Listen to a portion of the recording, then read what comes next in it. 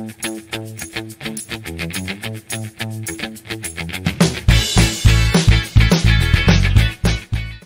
Assalamualaikum warahmatullahi wabarakatuh. Bertemu kembali dengan saya Hamidatul Yuni, tutor Abskep Kebidanan. Kali ini kita akan masuk ke pembahasan soal hukum kebidanan seri pertama. Kita masuk pada soal pertama. Seorang perempuan umur 26 tahun P1A0H1 datang ke puskesmas mengeluh mengalami perdarahan dari kemaluan setelah berhubungan seksual. Hasil anamnesa, keputihan yang berbau kurang lebih 6 bulan terakhir, nyeri pinggang, buang air kecil 4 kali sehari, hasil pemeriksaan tekanan darah 100/60 mm air raksa, nadi 88 kali per menit, suhu 37,6 derajat Celcius, pernafasan 18 kali dan HB 9. Pemeriksaan apakah yang dapat dilakukan untuk deteksi dini penyakit di atas? A. Kolkoskopi. B. Inspeksi visual asam asetat. C. Inspeksi visual lugoliodin atau dikenal dengan VILI. D.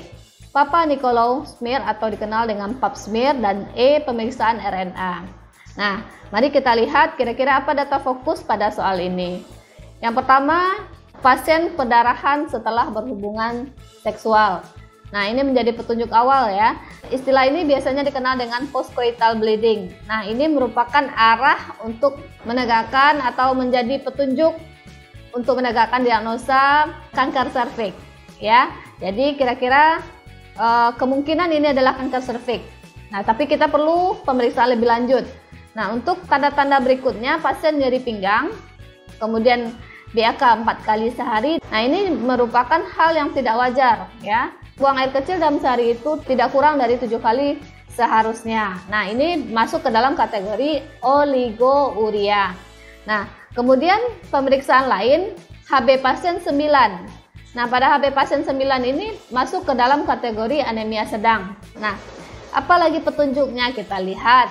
Ini pasien datangnya ke puskesmas. Ya, kalau pasien datang ke puskesmas, kira-kira apakah ada pemeriksaan pap smear di puskesmas? Apakah pemeriksaan RNA dengan lab khusus ada di puskesmas? Kemudian begitu juga dengan VILI dan kolkoskopi.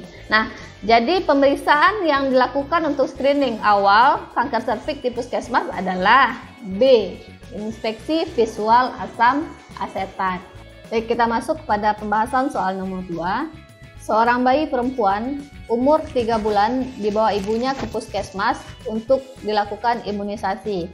Hasil anamnesa bayinya pilek. Bayi sudah pernah mendapatkan imunisasi hepatitis B sebanyak 2 kali, BCG 1 kali, polio 2 kali, dan DPT 1 kali. Hasil pemeriksaannya nadi 114 kali per menit, pernafasan 48 kali per menit, dan suhu 38, derajat Celcius. Nah, kira-kira apakah imunisasi yang akan diberikan pada kasus tersebut? A. Imunisasi DPT, difteri, pertusis, tetanus. B. Imunisasi polio saja. C. Imunisasi DPT dengan obat. D. Imunisasi polio dengan obat. E. Imunisasi HIV saja. Nah, kira-kira apa yang menjadi petunjuk untuk jawaban pertanyaan ini? Kita lihat, yang pertama adalah data fokusnya adalah usia bayi. Usia bayi 3 bulan, seharusnya bayi yang 3 bulan ini mendapatkan DPT, HIV, HB yang kedua, dan polio yang ketiga. Nah, berarti riwayat pemberian imunisasi pada bayi ini sudah sesuai dengan jadwal yang seharusnya.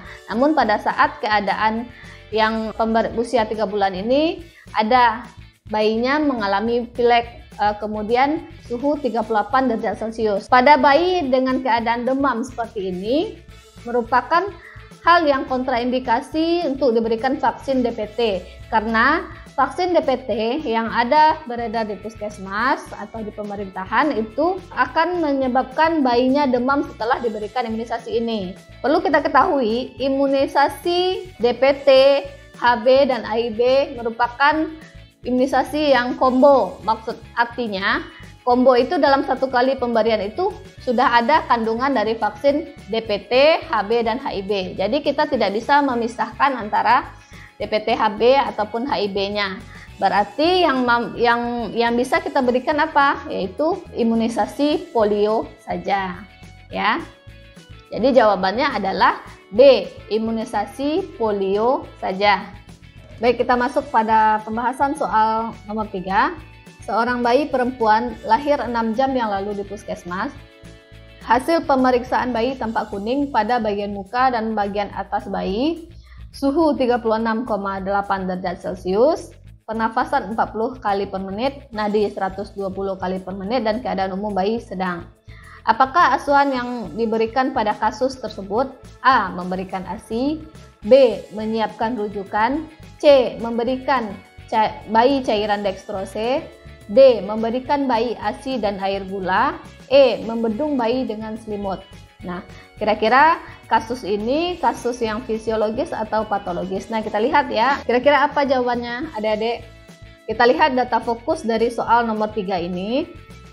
Yang pertama adalah bayinya lahir 6 jam yang lalu. Berarti usia bayinya belum genap 1 hari.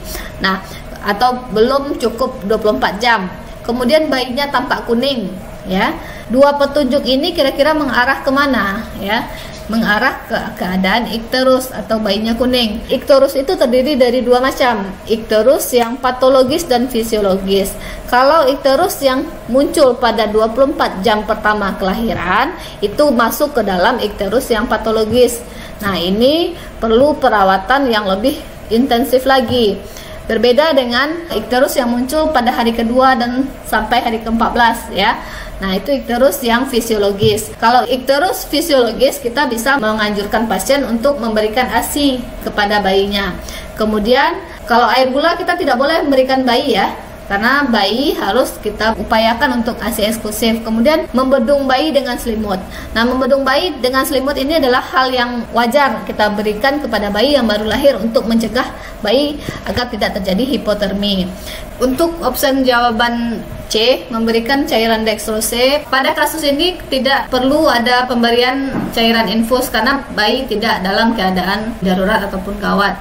Yang perlu kita lakukan adalah menyiapkan rujukan untuk ke fasilitas yang lebih lengkap. Kita masuk kepada pembahasan soal nomor 4. Seorang perempuan umur 29 tahun G2P1A0 datang ke bidan praktek mandiri dengan keluhan nyeri pinggang yang kuat sejak tadi malam.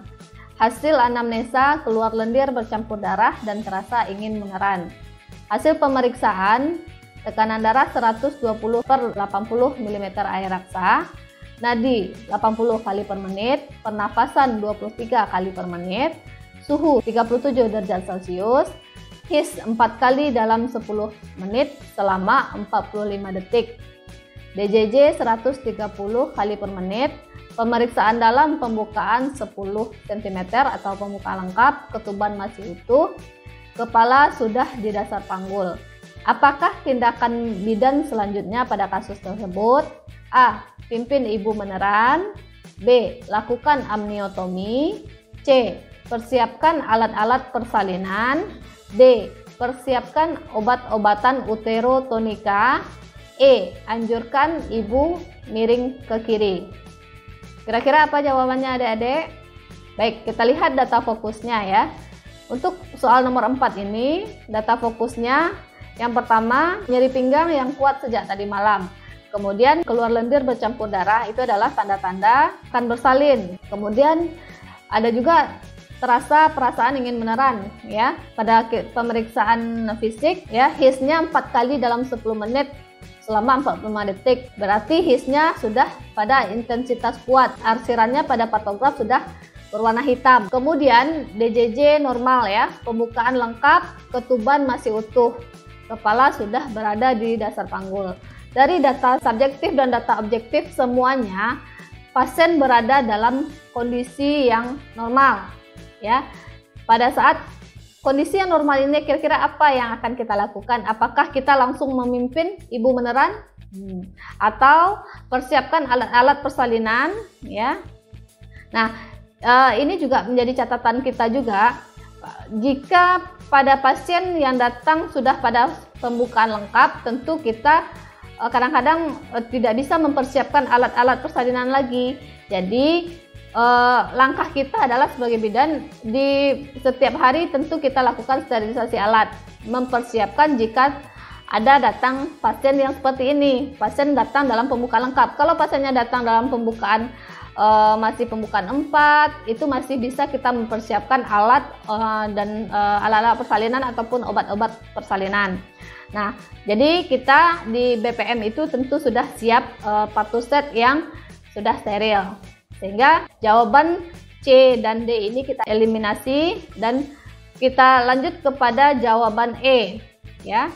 Untuk anjurkan ibu miring kiri itu adalah fase masih belum pembukaan lengkap, ya. Kalau pembukaan sudah lengkap, hal lain lagi yang akan kita lakukan. Nah, pimpin ibu beneran betul pada pembukaan yang sudah lengkap, tapi sebelum kita pimpin ibu beneran, kita pastikan dulu apakah ketubannya masih utuh, sudah ada crowning, tampak bagian terbawah janin 5-6 cm di vulva, baru kita lakukan pimpinan beneran, ya. Tapi kalau belum, biasanya pada saat kita sudah melakukan amniotomi, nah itu baru bisa kemajuannya akan lebih signifikan untuk persalinan ini. Jadi untuk jawaban pertanyaan ini adalah B, ya, lakukan amniotomi. Pembahasan soal nomor 5, seorang perempuan umur 30 tahun G1 P0A0 ATREM datang ke BPM untuk melahirkan. Hasil anamnesa keluar darah yang banyak dari vagina. Di antara kontraksi merasakan sakit yang hebat. Hasil pemeriksaan tekanan darah 120/80 mm air raksa, nadi 75 kali per menit, pernafasan 22 kali per menit, suhu 36,7 derajat Celcius, TFU 41 cm, punggung kanan, presentasi kepala DJJ 170 kali per menit, teratur kontraksi uterus 2 kali dalam 10 menit selama 20 detik, dan 15 menit sebelumnya kontraksi 4 kali dalam 10 menit selama 40 detik. Pemeriksaan dalam pembukaan 6 cm dan ketuban masih utuh. Diagnosa apakah yang perlu diwaspadai pada kasus tersebut? A. Inersia uteri, B. Ruptur uteri, C. Bradikardi, D. Takikardi, E. Ring bundle. Kira-kira apa jawaban untuk pertanyaan ini?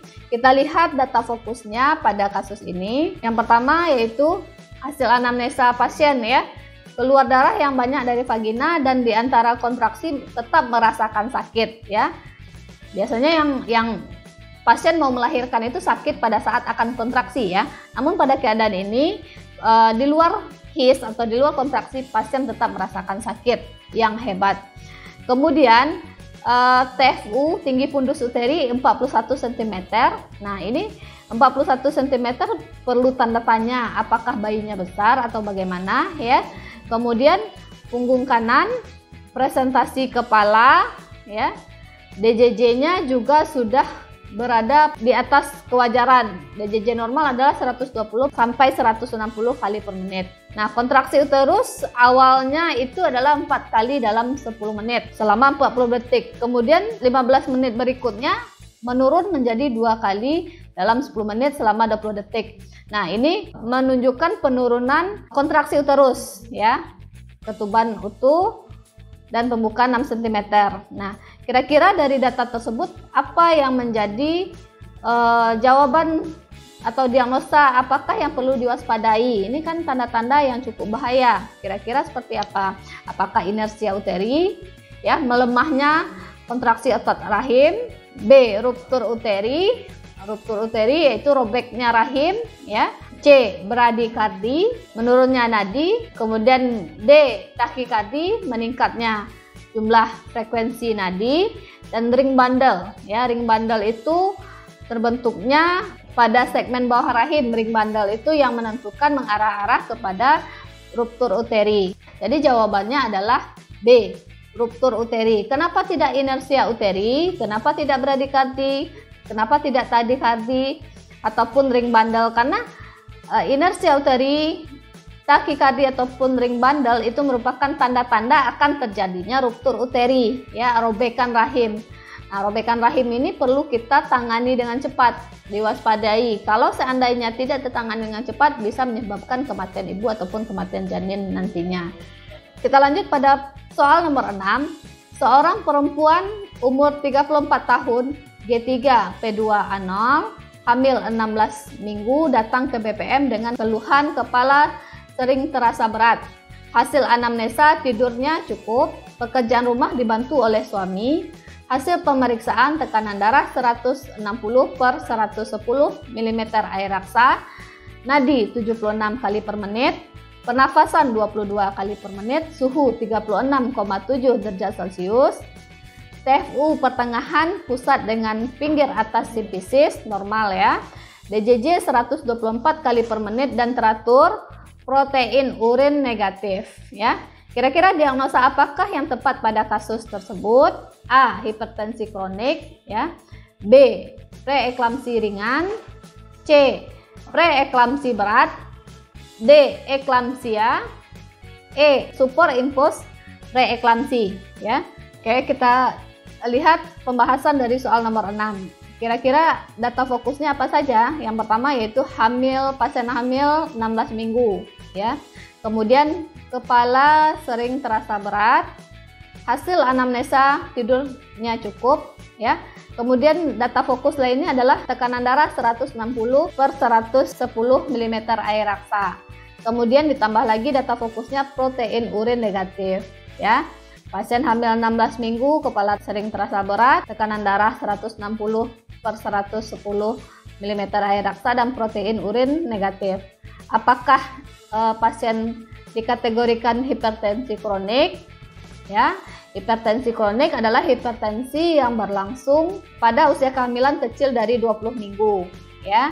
Nah, kemudian preeklamsi ringan. Kalau preeklamsi ringan tidak ya, pada kasus ini tekanan darah sudah 160/110 ya, berarti sudah, kalaupun dia preeklamsi sudah kategori ke dalam preeklamsi berat. Berarti preeklamsi ringan kita delete, kita eliminasi ya. Kalau preeklamsi berat, apakah kita katakan dia preeklamsi berat? Tanda-tanda preeklamsi apa? Tanda-tanda preeklamsi adalah tekanan darah yang tinggi, kemudian udem dan protein urin positif ya. Pada kasus ini protein urinnya negatif, berarti kita delete juga preeklamsi berat ya. Nah, bagaimana dengan eklamsi? Kalau eklamsi itu juga adanya tanda-tanda seperti preeklamsi ditambah dengan adanya kejang. Nah, pasien tidak ada dijelaskan pada kasus pasien mengalami kejang. Nah, jawabannya adalah hipertensi kronik ya. Dimana pasien kalau hipertensi kronik kehamilannya kurang dari 20 minggu benar, kemudian protein urinnya negatif ya, berarti jawabannya adalah A. Bagaimana dengan superimpos preeklamsi? Superimpos preeklamsi tanda-tandanya adalah hipertensi kronik ditambah dengan adanya tanda-tanda preeklamsi ya, berarti hipertensinya pada usia kehamilan di bawah 20 minggu ditambah dengan protein urin yang positif. Berarti jawaban bukan E. Jadi jawabannya adalah A, hipertensi kronik. Soal ke-7, seorang perempuan umur 31 tahun, G2P1A0, hamil 12 minggu datang ke BPM, dibawa keluarganya dalam keadaan pingsan. Hasil anamnesa dengan keluarga, keluar bercak darah dari kemaluan ibu sejak 2 hari yang lalu.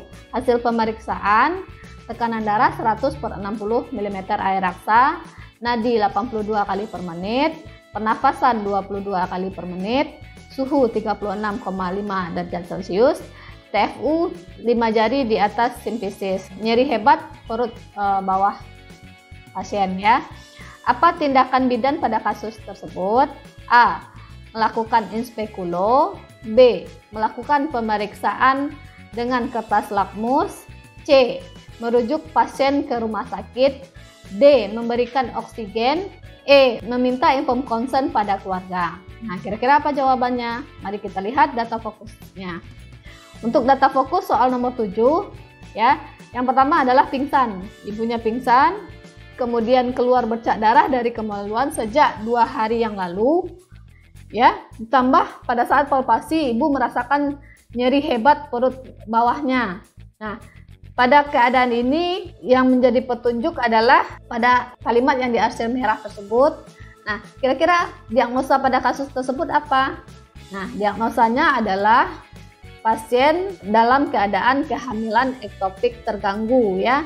Jika dilakukan inspekulo nantinya akan nyeri goyang, akan merasakan porsionya nyeri ya.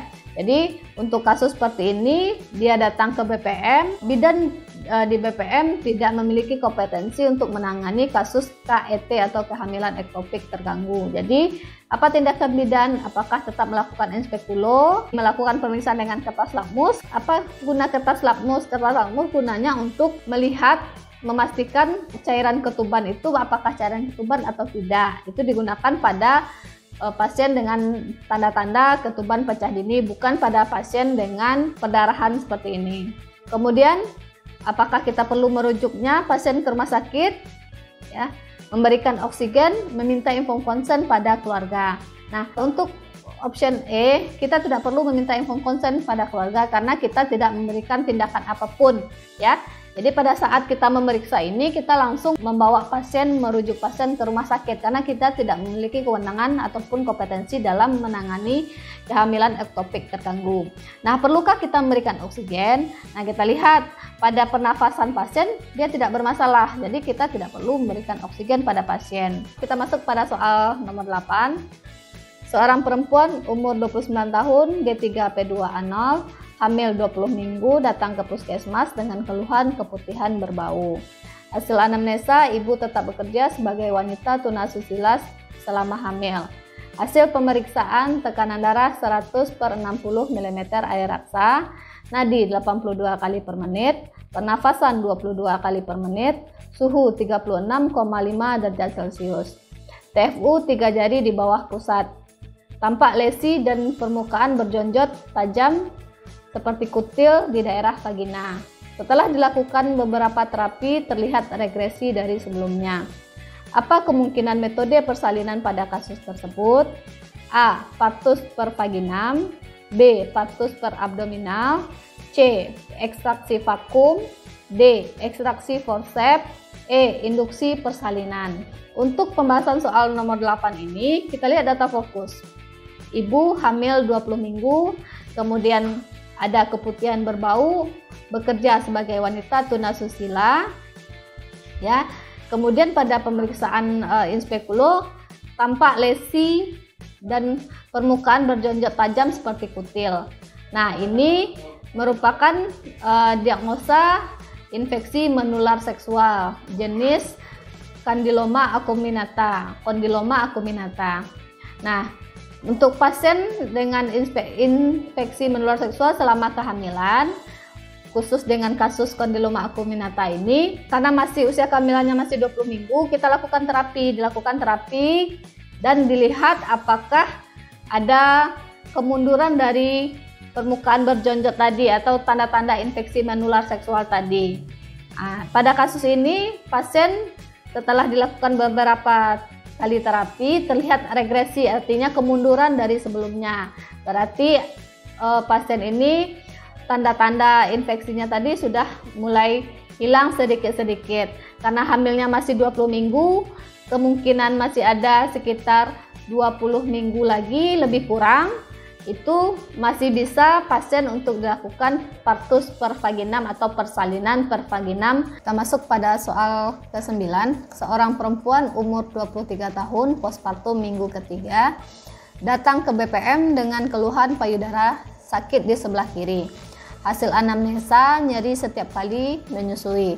Hasil pemeriksaan tekanan darah 110/60 mm air raksa, nadi 78 kali per menit, pernafasan 22 kali per menit, dan suhu 38,1 derajat Celcius. TFU tidak teraba, lokeanya alba, palpasi payudara sebelah kiri terasa ada massa padat dan di luarnya kulitnya kemerahan. Apa tindakan bidan yang tepat pada kasus tersebut? A. Inisiasi radial, B. Kompres hangat dan pemijatan, C. Pasang tampon dan drainase, D. Pecahkan kantong pus dengan tisu forceps. Dan E. Rujuk pasien ke rumah sakit.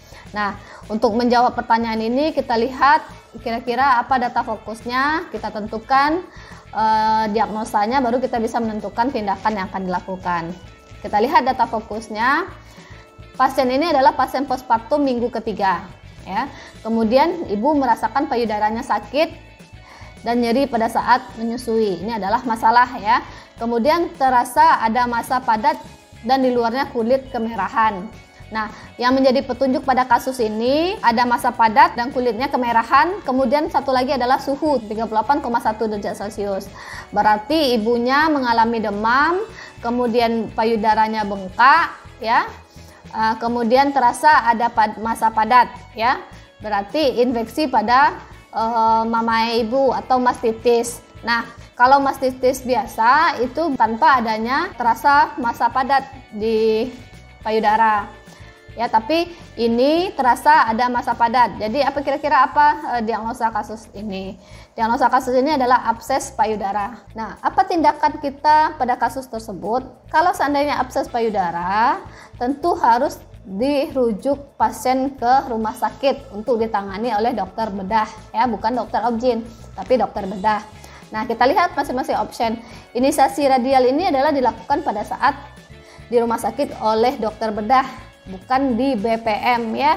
Nah, kita harus juga mengingat tindakan kita ini dilakukan di BPM oleh bidan. Kira-kira kompetensi bidan di BPM boleh tidak melakukan ini? Jadi jawabannya tidak, ya. Kemudian kompres hangat dan pemijatan. Kompres hangat dan pemijatan benar dilakukan, tapi pada kasus bukan infeksi, tapi masih dalam kasus tahap bendungan ASI, ya. Kemudian pasang tampon dan drainase ini adalah tindakan yang akan dilakukan oleh dokter bedah untuk abses ini. Kemudian pecahkan kantong pus juga dilakukan oleh dokter bedah. Jadi jawabannya adalah E. Rujuk pasien ke rumah sakit dan akan ditangani oleh dokter bedah. Berikut soal ke-10. Seorang perempuan umur 37 tahun P4A0 datang ke bidan praktek mandiri dengan keluhan takut hamil. Hasil anamnesa 10 jam yang lalu melakukan hubungan seksual dengan menggunakan kondom, namun kondomnya bocor. Keadaan umum ibu baik, tekanan darah 120/80 mm air raksa, nadi 84 kali per menit, pernafasan 20 kali per menit, suhu 36,4 derajat Celcius, payudara tidak ada benjolan, abdomen tidak teraba massa, ya. Apakah sikap bidan dalam kasus tersebut? A. Sarankan untuk USG.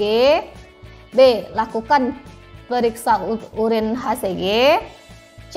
Konseling kontrasepsi darurat. D. Konseling kontrasepsi tubektomi, ya. E. Konseling kontrasepsi vasektomi. Nah, kita lihat kira-kira petunjuk dari kasus ini atau poinnya pada kasus ini apa? Ya, yang pertama yaitu pasien melakukan hubungan seksual 10 jam yang lalu, ya, dan menggunakan kondom namun kondomnya bocor, ya. Berarti kita kira-kira apa ini? Apa kontrasepsi? Ya, ibunya tidak mau hamil kan? Takut hamil. Ya, jadi berarti ibunya pengen menggunakan kontrasepsi, tapi kontrasepsi yang digunakan setelah melakukan hubungan seksual, ya. Nah, kira-kira apa?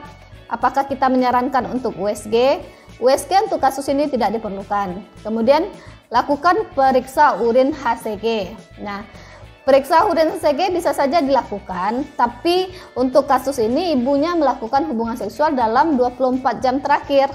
Jadi tidak tepat untuk kita lakukan urin HCG. Kemudian konseling kontrasepsi vasektomi, ya. Vasektomi yaitu kontrasepsi yang untuk mengikat saluran reproduksi pada suami atau si bapak. Kemudian tubektomi untuk mengikat saluran reproduksi ataupun memotong saluran reproduksi pada wanita atau tubanya, ya. Dan tubektomi ataupun vasektomi tidak tepat dilakukan pada saat ini. Walaupun sebenarnya di luar kasus ini ibu sebaiknya memang menggunakan tubektomi atau vasektomi yang dikategorikan ke dalam kontrasepsi mantap ini, ya. Nah, jadi karena apa? Karena umur ibu sudah 37 tahun, partusnya sudah 4 kali. Berarti kalaupun ibu hamil lagi berisiko tinggi, ya, karena hamil di atas umur 35 tahun itu sudah termasuk ke dalam ibu dengan resti atau risiko tinggi, sehingga tubektomi dan vasektomi tepat digunakan. Tapi pada kasus ini bukan ini jawabannya. Jawaban pada kasus ini adalah C, konseling kontrasepsi darurat ya. Jadi karena ibu sebelumnya tidak ada menggunakan kontrasepsi dan hanya kondom, namun kondomnya bocor, berarti perlu kontrasepsi yang digunakan setelah berhubungan, yaitu kontrasepsi darurat. Nah, kontrasepsi darurat ini ada dua jenis, yang mekanik dan medik ya. Kalau mekanik itu kita menggunakan IUD ya. Nah, pada saat 24 jam pertama. Kemudian yang medik juga ada menggunakan pil. Ada pil yang progesteron, estrogen saja, ataupun yang kombinasi ya. Jadi jawabannya untuk kasus ini adalah C, konseling kontrasepsi darurat. Demikian video kita kali ini. Jika ada pertanyaan silahkan follow Instagram kami. Untuk mendukung channel ini lebih berkembang, menghasilkan video-video pembelajaran yang lebih banyak, silahkan subscribe, like, and share. Demikian video kali ini, sampai jumpa di video selanjutnya. Wassalam, dadah.